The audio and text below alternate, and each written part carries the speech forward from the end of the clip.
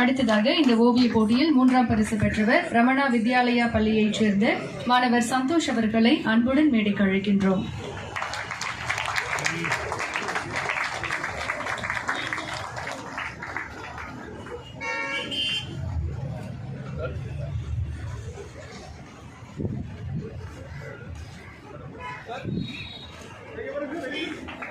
அடுத்து பிரிவு 2ற்கான பரிசுகள். மிகச் சிறப்பாக தங்களுடைய ஓவிய திறமையை போட்டியில் காண்பித்து பரிசுகளை வென்றிருக்கிறார்கள். இந்த மாணவிகள் தங்களுடைய கைத்தட்டலை கொடுக்குமாறு அன்புடன் கேட்டுக்கொள்கின்றோம்.